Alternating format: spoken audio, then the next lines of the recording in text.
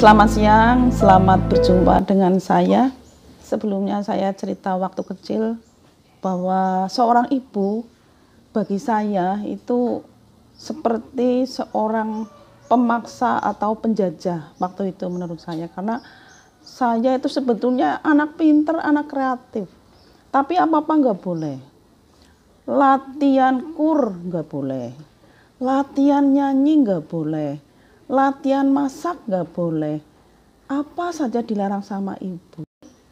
Bahkan saya suatu saat itu kepengin pergi jauh dari rumah agar saya itu bebas terbang tinggi. Nah, sekarang saya sudah jadi seorang ibu, bahkan seorang nenek. Justru saya merasakan bahwa ibu saya adalah seorang yang luar biasa. Punya cita-cita tinggi agar anaknya itu jadi anak yang pinter. Hanya ibu saya itu tidak pinter untuk komunikasi dengan anak.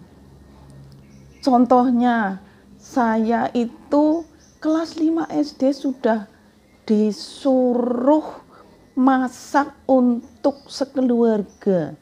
Kan saya tidak diajari cara masak bagaimana dan sebagainya. Di saya kan masak ala saya, sesuai dengan yang saya tahu.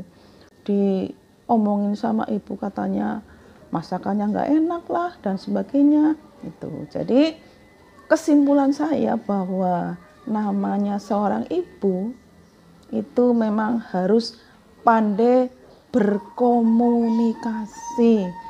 Mestinya dijelaskan.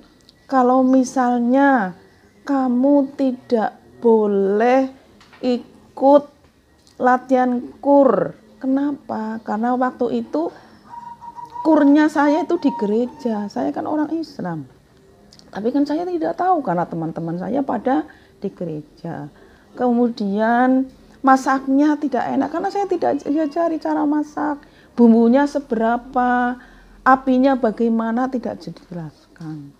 Harus telaten, harus sabar memberikan nasihat, pesan-pesan kepada anak-anak. Menjadi seorang ibu yang solehah butuh sekali pembelajaran yang panjang dari berbagai unsur agar anak-anak itu paham bahwa yang diberikan kepada anak-anak itu adalah sesuatu yang mulia, yang bisa dikemas apalagi zaman milenial, zaman kekinian.